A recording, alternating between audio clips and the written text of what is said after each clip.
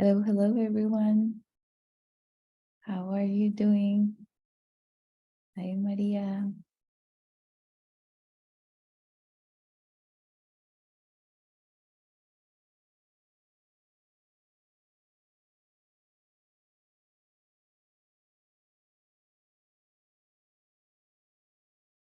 All right.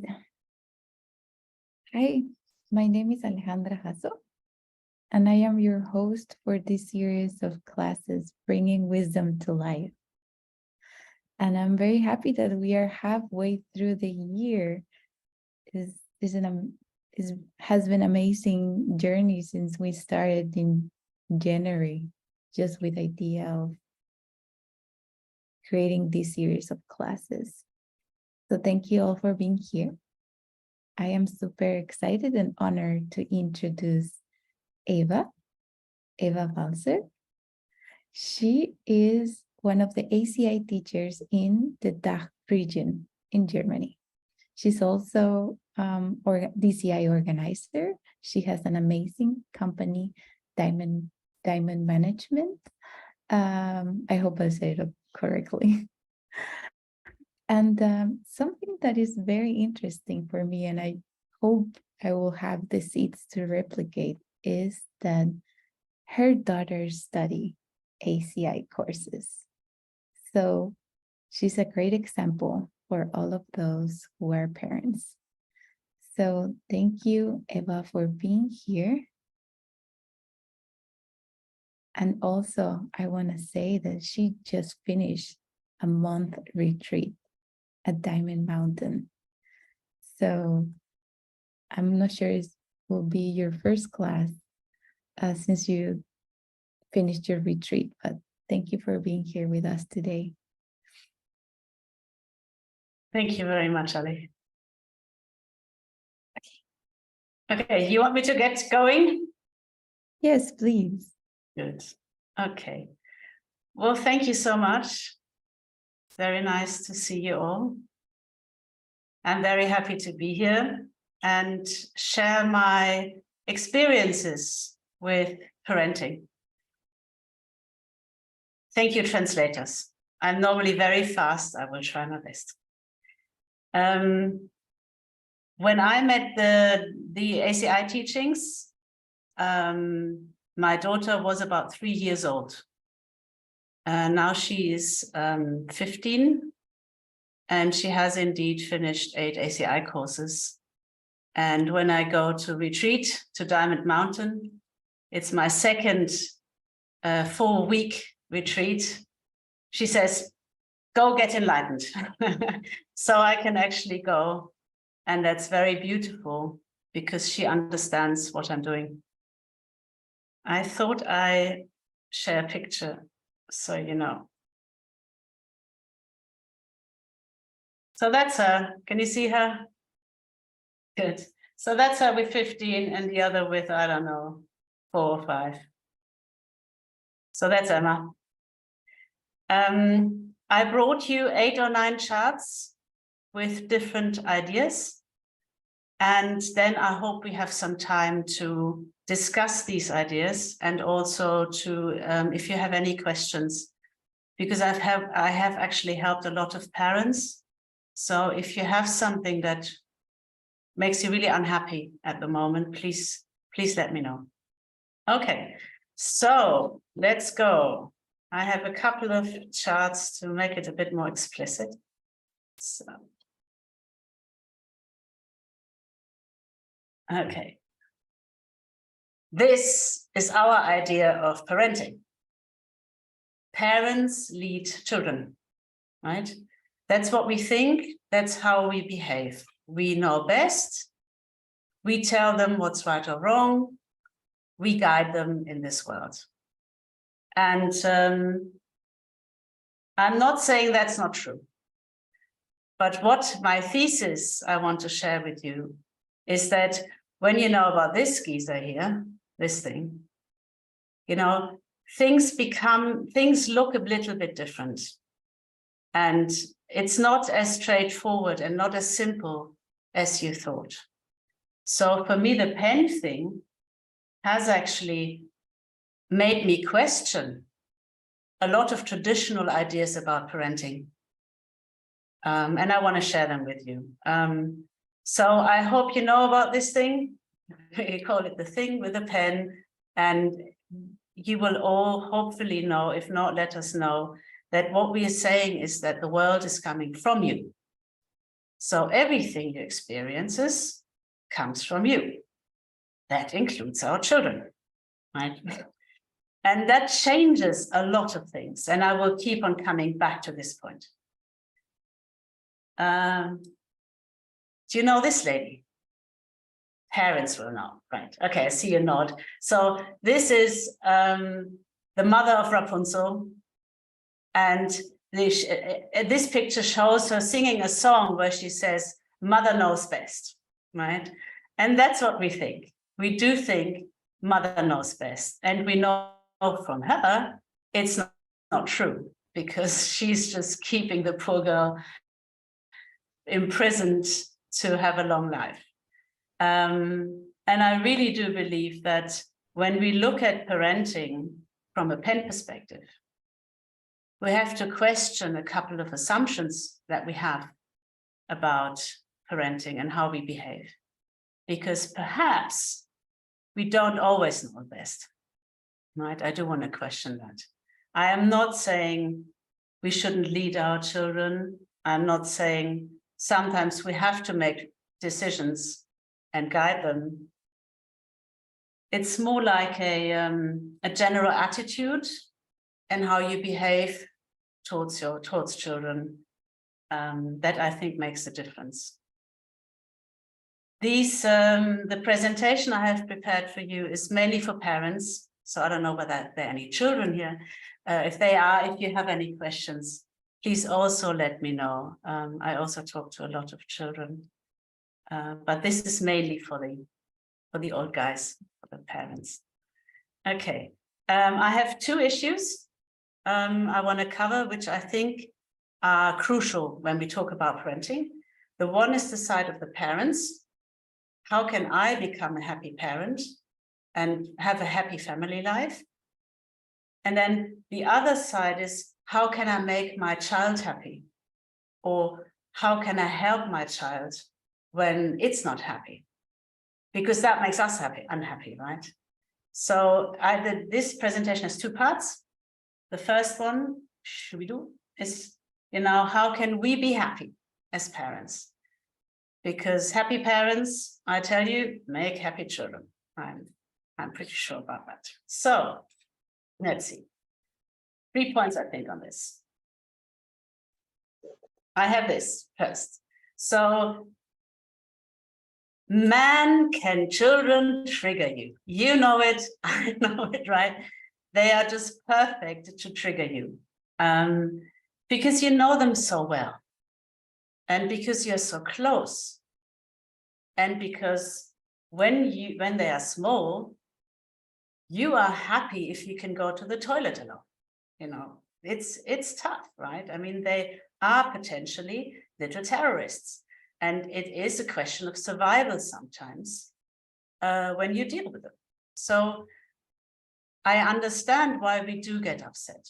I'm just going to stop sharing this, so I think you have this picture in mind, and then I can see you, which makes me happy, because then I can, yay, cool stuff. Okay, so every one of us gets extremely triggered with children, and that's okay. And I remember I had this situation with Emma when she was going to the kindergarten, and it was a nightmare. Every single morning we had a big fight because it just wouldn't work. She wasn't ready, she wasn't dressed, we never got out on time. It was very painful for me. And then I heard an ACI teaching on anger, and I heard that it destroys all the root of virtue. I went like, oh, damn, how can I not get angry, right? I understand it's important, but, to do it is a different thing. You know that, right? So I think the two things to do here, that's what I did at least, was first just do what the scripture says. And the scripture says, stay lump as a log. Remember that in an ACI course? Yeah, don't move, just don't shout back. And I remember I was in this situation and I was just going to complain, you know, get going in this discussion. And I went like, and I just shut up and left the room. And then I sat on my cushion. I took a couple of breaths. And I went like, damn, why does this trigger me so much? You know, because I felt ignored and not taken seriously. And I didn't like it. And then I came back and I really did say, I'm sorry. And that's something that changes parenting already, because normally you, I don't know, want to keep your authority. And I said, I am really sorry I shouted at you. It's just, this thing drives me bananas. This morning situation just drives me crazy. Can we please find a solution? And then it was amazing. I mean, she was, I don't know, kindergarten, 3, 4, 5. And she said, yeah, that's true. But you see, in the mornings, I need some time until I get going. So I'd rather get up earlier. And if you push me, that pushes all my buttons. And then we get into a fight. So with 4 years, my child was able to explain to me what the problem was. And I said, what can we do? And she said, well, why don't you try leaving me some space and I will try to, you know, be there on time. And that worked. It did work most of the times, not every day, but, you know, 90%. And that was a big relief. And the good thing about this also is that this way she learned anger management, because children copy you, right? So years later, I would have a fight with her, because that still happens, right? Or a little argument. And she would be like, stop, don't talk to me. I'm excited. If I talk to you now, I'm going to plant bad seeds. So can you please come back in 5 minutes? And then let's talk later. And then are we able to find a solution? She told me, right? So by getting out of the fight, just not getting into it, withdrawing, remembering the pen, going back and finding a solution, I not only created solutions, but I also told my child to work with her anger.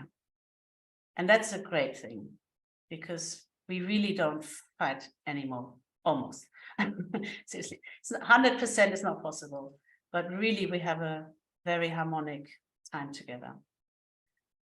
So just remember that, please, right?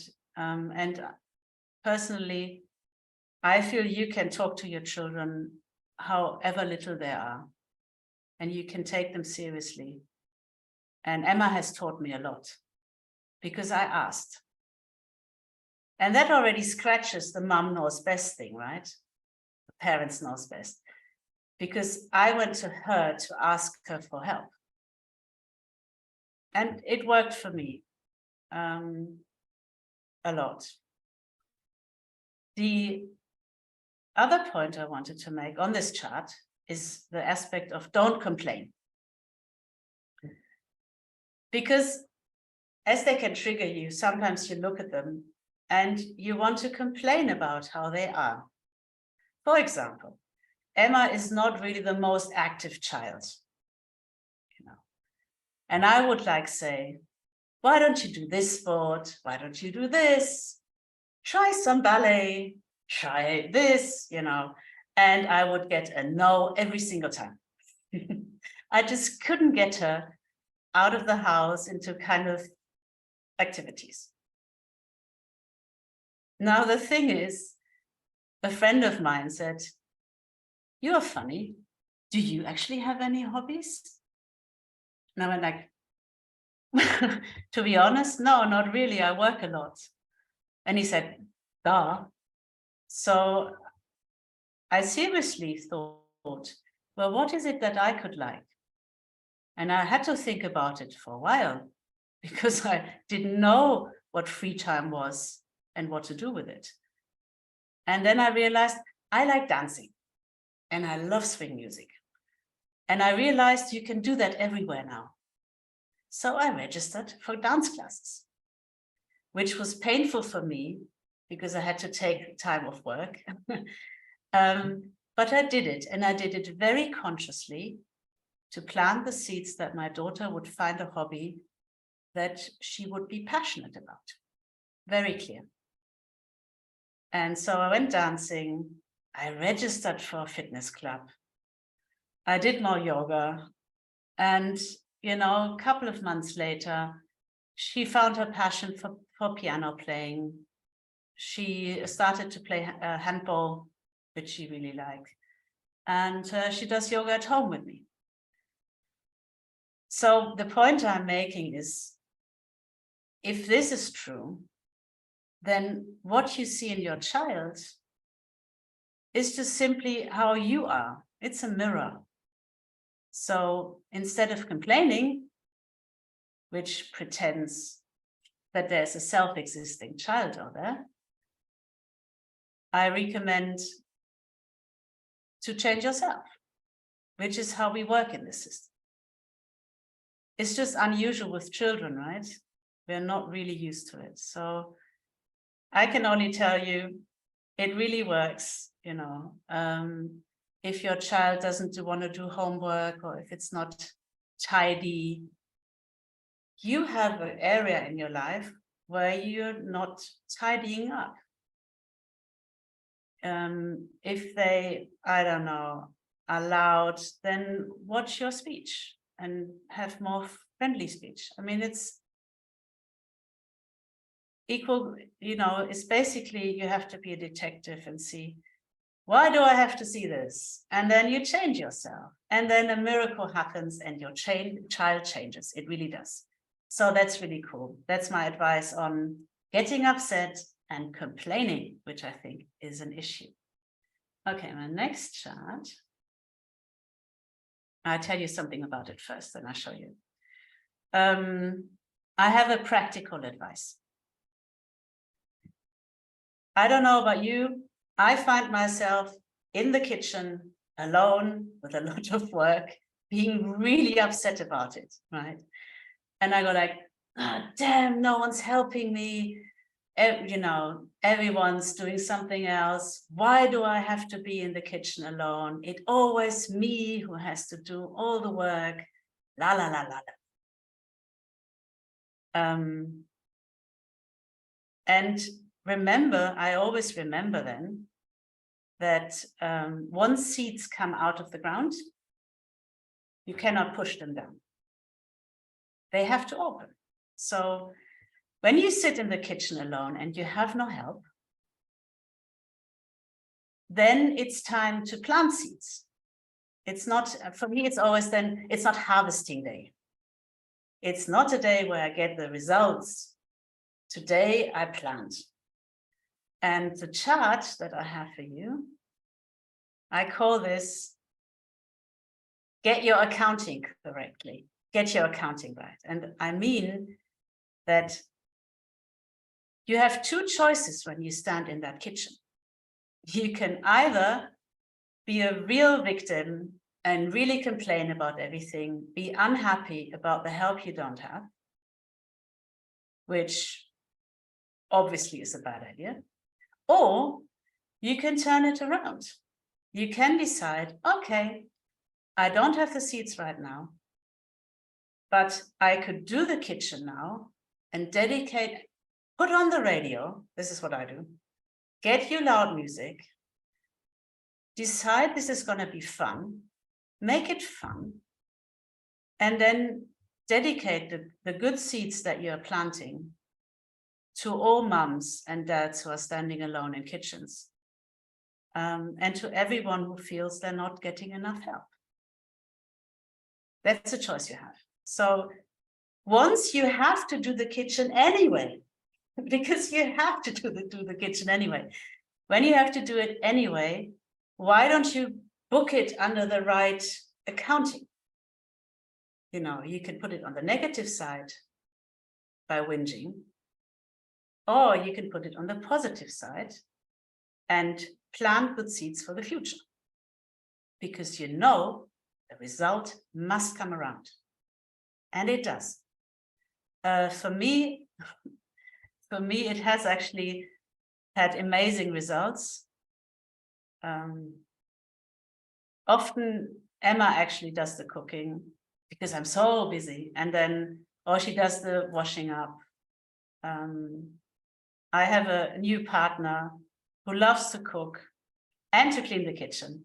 I don't do anything in the kitchen anymore. I went on a retreat 4 weeks where food was delivered to my place every single day. And I loved it. Every single day. I didn't have to cook because I don't like cooking. So my advice is, I know it's hard, but I always have this mantra: if I'm angry or complaining, I'm wrong. And then I go like, oh yeah, right. And then I think about it. And then I remember, okay, I don't have the seeds for help now, but I can do the kitchen now for the sake of all moms and dads and for all people who work alone. And then it's fun. So the motto here is get your accounting right. Once you have to do it anyway, you might as well be happy about it. Okay. Okay. Now, next chart, next idea. I consider this a very important thing. And perhaps for parents, particularly of small children, one of the most difficult ones. You have to make sure you keep your energy together. It's very important, because if you're knackered, if you're exhausted, you will forget this thing. Easy, like this. You don't have the nerves, you didn't get enough sleep, you're totally exhausted. And I think we have the responsibility as practitioners to take care of ourselves, because then our wisdom will flourish and we can do the right things.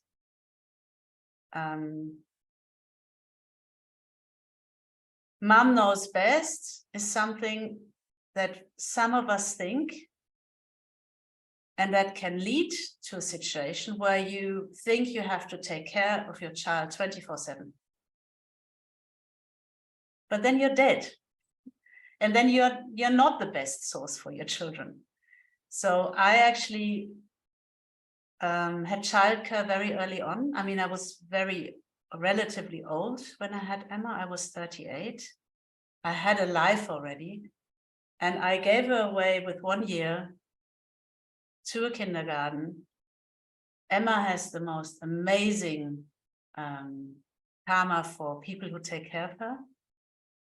And that has the consequence that I was relaxed when she came back. And when she came back, she had me 100%. And I thought it was better than she has me all the time, only 50%, which is not good for her and it's not good for me. So sometimes we have to let go and trust that our child will have the good seeds that other people will tell him or her precisely what they need. I remember that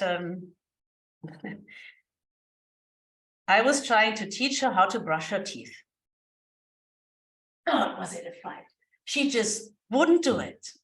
And then one day I see her in the bathroom. And I'm like, what are you doing? She went like, yeah, we're doing this in kindergarten. Look, I could have never managed to get this into her.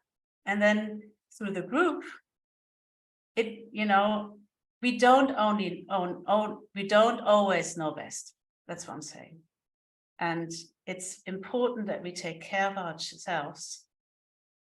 So we're always fit to remember the pen, because damn will we need the pen to raise children. We need that wisdom.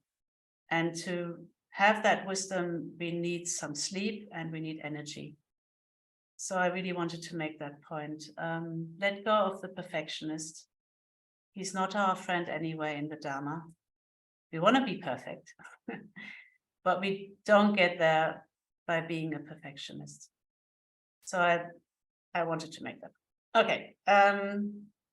Yay. Okay.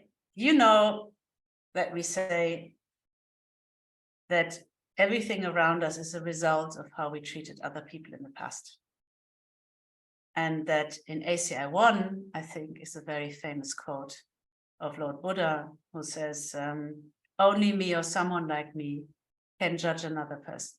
If you try, you will fall. That means into the hell realms. You might remember that. So we don't know who the other people are. We never do. We cannot judge them when they make mistakes. Second husband, we know about his guy. But we also don't know whether they might be holy beings. We don't. I cannot prove this to you, but you can also not prove to me that they're not. And the question is, what is more fun and what might help me most? And that's the whole concept of the Home Lama. Just get this off. He's beautiful. Then again. So the idea of the Home Lama is that perhaps our child is a very special person. Perhaps our child is a holy being that came to me to help me. If I think that not only changes the seeds I plant, because I'm doing things for a high karmic object, and then my seeds are just going to go total crazy. It also changes the relationship between you and your child. I have tried to see Emma that way. Does that work every day? Hell no, it doesn't, right? I'm not saying it works every day, but it works often, and I keep reminding myself. And then she says crazy things. So it becomes a self-fulfilling prophecy. Sometimes she says things like, So I think just to play around with the idea that when your child stands screaming in your room and accuses you or hits you even, or doesn't want to clean up her room, the real question is, what is she trying to tell me? What is she trying to help me with? Perhaps I have an issue with anger. And with that attitude, you create a very beautiful relationship. A very beautiful relationship.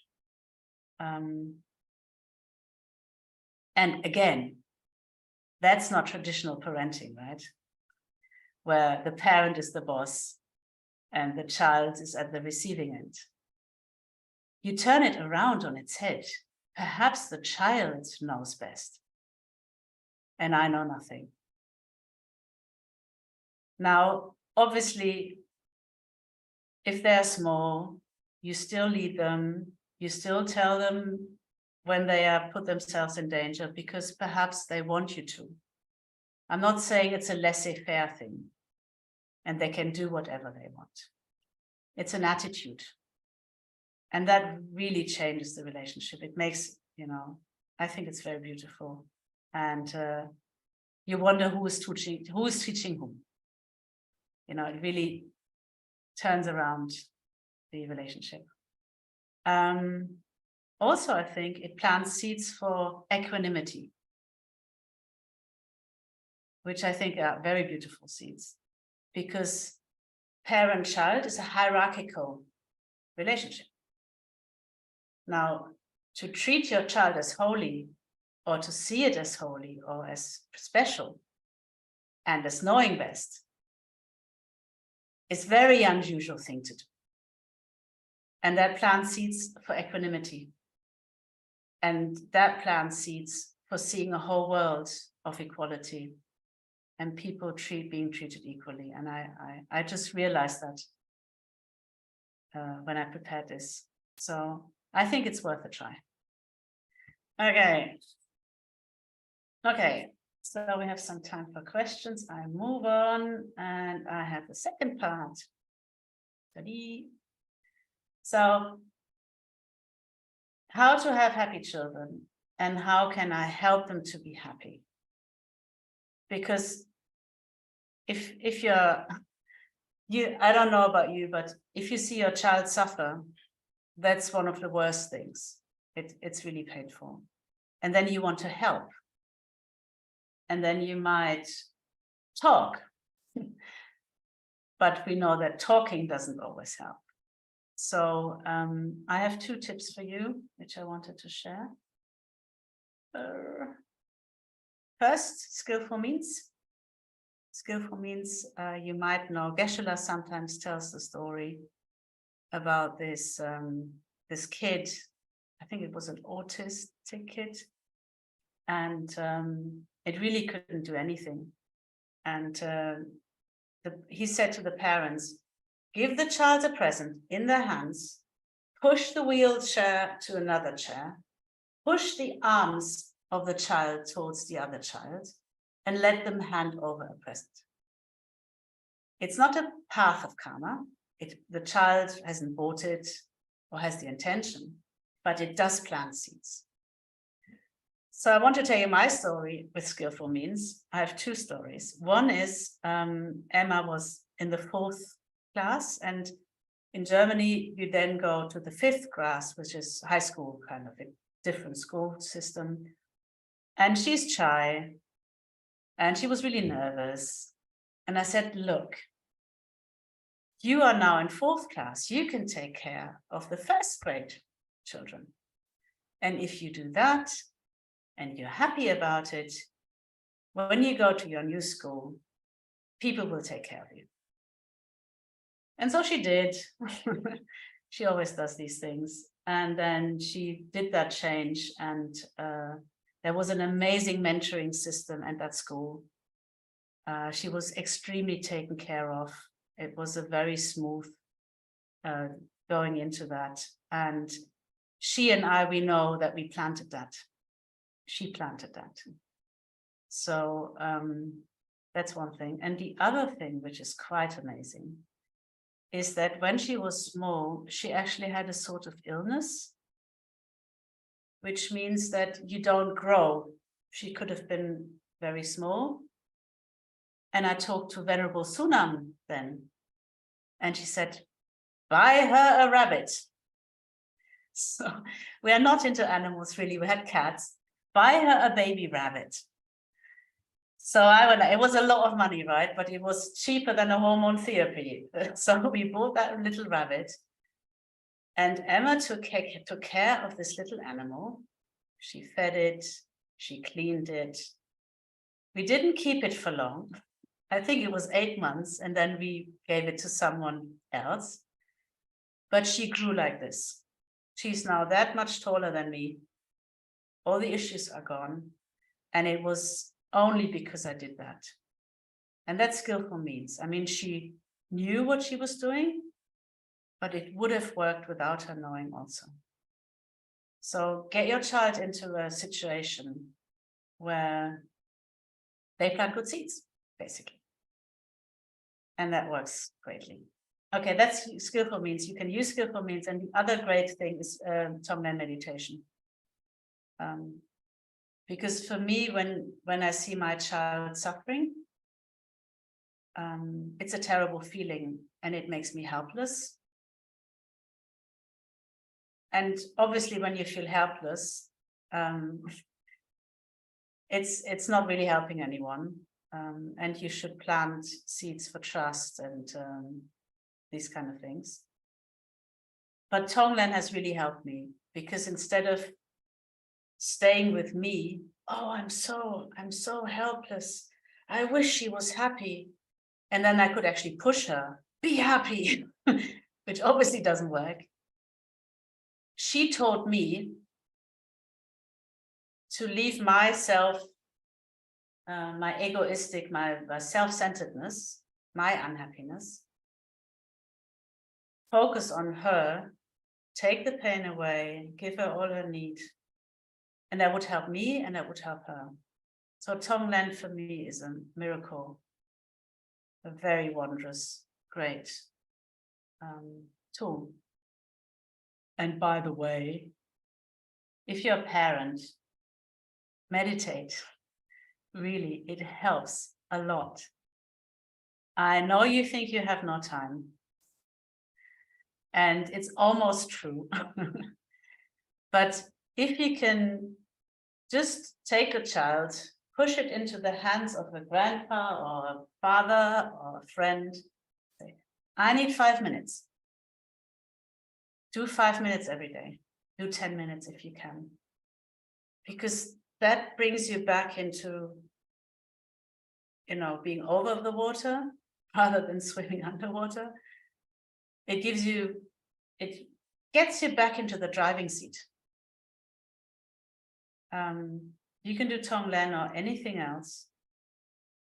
It helps you, like this lady, to be really strong and stable in situations where the world is wild and heavy. Okay. So what else do we have? Oh yeah, one last thing. Oh, sorry, did the wrong thing, sorry. Okay, one last thing. Question. How do I teach my children about the pen? And if so, how? It's a very important question. And I can tell you, to have a child that understands the Dharma is the ultimate joy. It is so cool. But I would be extremely careful. As I said, Emma was 3. And I would just teach her by practicing myself. Because children, even conventionally, don't do what you tell them, they do what you do. So in any case, it's crucial to focus on your own practice and dedicate that to the child. Secondly, I don't give her information without her asking me, without her actually offering me the mandala. I did not act as a teacher if she didn't offer me a mandala, which would be for a 4-year-old to say, why did you give money to that man? And I don't know. Why did she walk out of the room without talking to me? We just had a great fight. I don't know. So I would only teach her when she asked me. Because, we are not supposed to missionize, tell other people and nag them. And it took many, many years. And then when she was 12, I said, are you interested in learning this stuff? And she said, let me think about this for a couple of days. And I said, that's okay. So 3 days later, she said, I think I want to study the ACI courses, right? So I make sure it's her decision. I don't push her. And I think it's very important not to be pushy, or if it doesn't work, go back to your own practice. You have to remember the pen. You have to control your anger. You have to stop complaining. If you do that, your child will automatically change. It must. Because of the laws of karma. Right. Finally, I have this chart. I tell you this story quickly, so we have time for questions. I had a discussion with my dad. And my dad was complaining about me.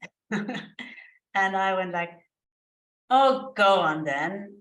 I'm just such a good daughter, you know, I do so many things nicely. Why would you talk to me about the only thing I don't get organized? I'm not perfect, for God's sake. Why do you focus on the negative, on the thing I don't deliver, and you forget all the great things I do? Now I speak these words, they go here in my ear. And I go like, damn, this is precisely how I treat my child. I take everything for granted, all the miracles she does. And one thing doesn't go right, and I go on about it. And for me, that was a revelation.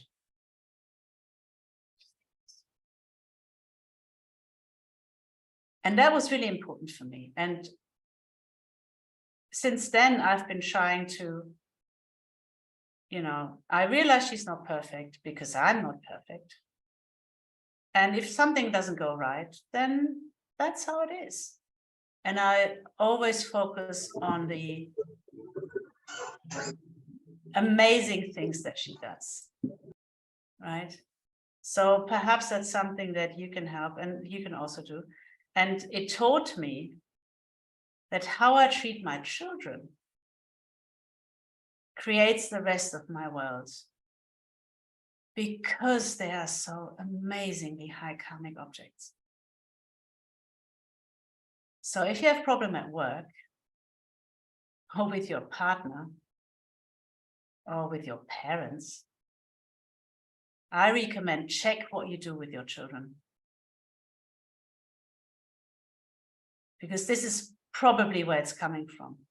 My finding, most of the things that have been problematic actually come from not treating Emma the way I should.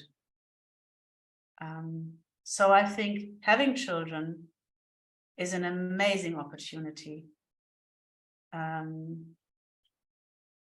do wonderful things for very holy beings.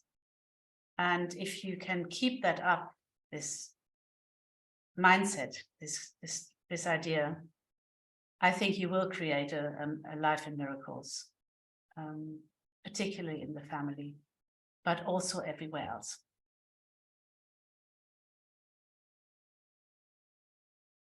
So I would say I cut it here, and perhaps you want to say something, or as I said, if you have a problem, please let me know. I've solved a lot of problems karmically, children. So let me see, is there anything? Okay, there's a language I don't understand. Yes. I don't know, I cannot. Ali, do you want to try that? Okay. Thank you, Eva, for your very inspirational experience and story. I have a question because I really have a very difficult relationship with my second son. He is addicted to game, and he tie him back all day in the room, and I really feel disconnected with him. So I try everything, but there's not much improvement. So what your advice for me, please?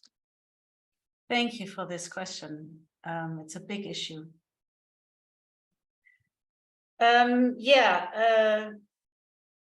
First, the obvious answer is you have to find where you are addicted to something. I'm sorry to tell you, but you know that, right? And it might be work or just being addicted that people like you or you get compliments, or it might be chocolate. You must have an issue somewhere with addiction to project the sun, right? Because if it was in the sun, both your sons would do that, and they don't. You just have one son, right? So I know this is painful, but it's perhaps your son is trying to teach you. Look, mom, where do you have that? You tried that? Really, I mean, it must be somewhere, and it's going to be small, right? It's not going to be so massive. You look for something small because seeds grow. Yeah. So that's one thing. I think that I'm addicted to the mobile phone because every second, every 10 seconds, I need to glance at it once. There you go. And to glance at phone is not good for our spiritual development. We know that. My lamas, they took my phone away for 4 weeks. I was offline for 4 whole weeks. It's not easy, right? But it was good. So why don't you try to put the phone away, or like you look in the morning, in the afternoon, reduce. And then dedicate that. Be happy, use the 4 steps, be happy and dedicate that to your son. Talking will not help. Threatening will not help. They will do it secretly, right? But if you can do that, then you have it might take a couple of months. In the meantime, stay cool. Because you cannot change the present in the present. It's not possible. It's old seeds. So relax and plant seeds and change something in your own behavior. And that works 100%. It always does, which is the miracle of this guy. It's just so beautiful, right? Thank you. You're welcome. You could also help other children, or you could go to a self-help group where children have creative activities instead of watching their phones, or pay some money to an organization who helps. I just see Ute from Germany. She does creative painting. You can send all the children to a creative painting thing, not because that will help, but because of the seeds you plant in your mind. You help other children. Okay. Okay. Thank you. You're welcome. Eva, there's a question in the chat. How to gain trust of a foster child? So I assume the situation is you have a foster child and there's no trust.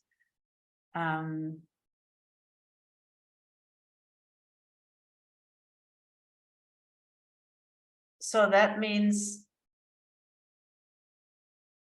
you're seeing someone who doesn't trust you, right? Or who doesn't have a close relationship to you. The first thing I would do is to watch around, look around, and see, where don't I trust other people?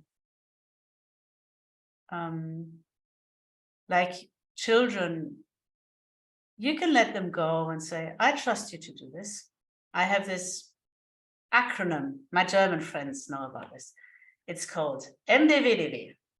And it means something like, Just do what you want, JDW, whatever, you make an acronym. So, and that means when I decide that my child should wear the yellow skirt because I think it's beautiful, I go like this. I said, MDVDV, you decide. I trust you. I trust you to make your own decisions. That has been very important for me, and it has created a lot of trust in me, in myself, and people trust me. Yeah, you did not adopt, it lives with you, right? So I would plant trust, and you plant trust by giving trust. Let people find their own way, like children. Or with partners. We like to tell partners where to put their socks. You know, perhaps you don't. And you say, I trust you to make the right decisions on where to put your bloody socks. And then you dedicate that to your foster child. So you don't plant with the foster child, you plant with other people. And you trust them, something like that, right? And that will not only mean that the foster child comes closer, but also that you trust in yourself more, which is very valuable. Let me just think whether I can think of anything else. What's in the and where in your life are people who are trying to be close to you and you push them away? There will be someone in your life, a mother, perhaps. Sometimes we have bad relationships with parents, or as someone who works for you, or someone who wants something from you, and you go like this. Whenever in your mind you feel like towards a person, you go like this, and you feel your child does the same, then change your behavior towards that person, and then the child will be open to you. That would be my advice. Thank you. There is another question. It's in Chinese, but I used Google Translate. They have problems with their son and girls. My two sons are both troubled because of girls. One son even had a lawsuit because of a girl. So they're grown up, they're bigger sons, right? I guess teenagers. Teenagers, okay. And is the problem, I don't understand the problem with the girls. I mean, girls, okay, but I understand lawsuit. Perhaps you can specify. They get in trouble, right? Yeah.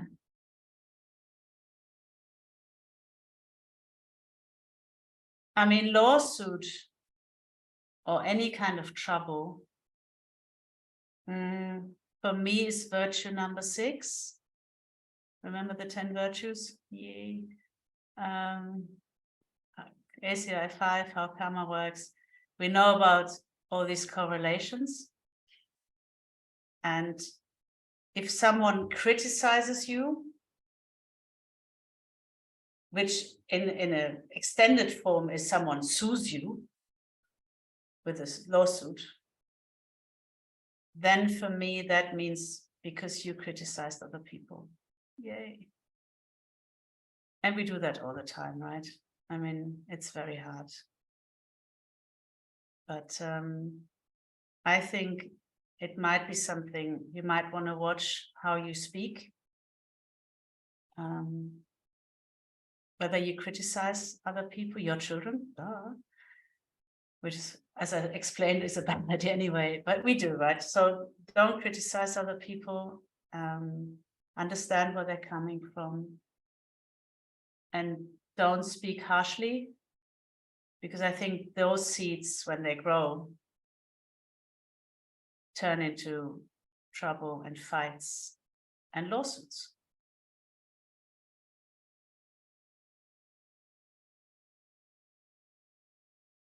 If there's not anything else coming to that question. Nope. There is another question in Vietnamese. I use Google Translated again. Apologize. How to gain trust of an adopted child is very similar as yeah, we the just had previous that, one. the adopted Mhm. child, adopted or foster child. I think that's the Foster same. child.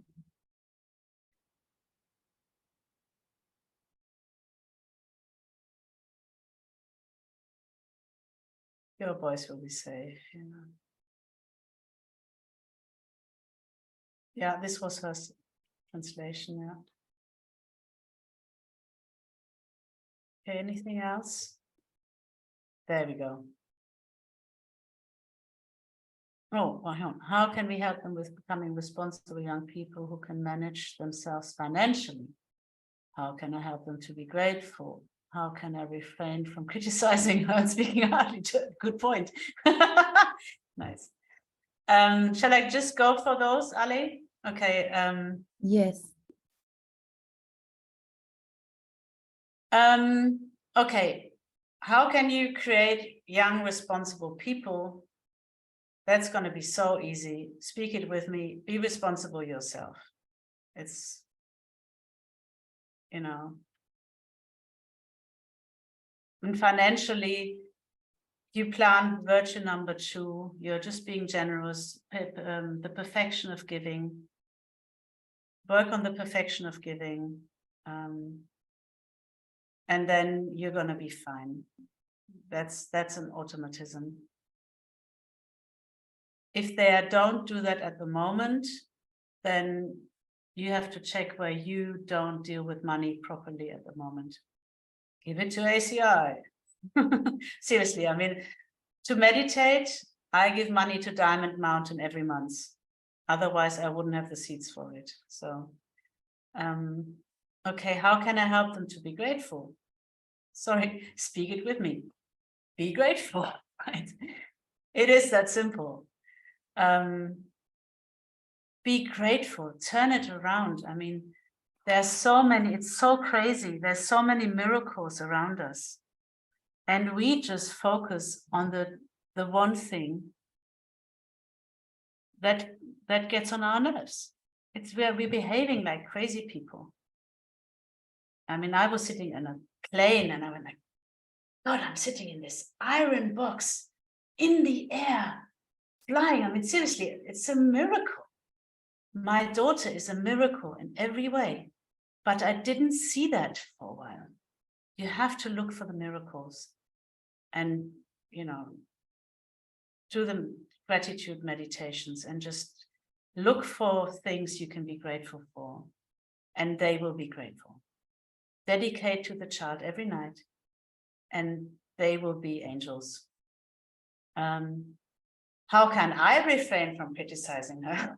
It's a very good question.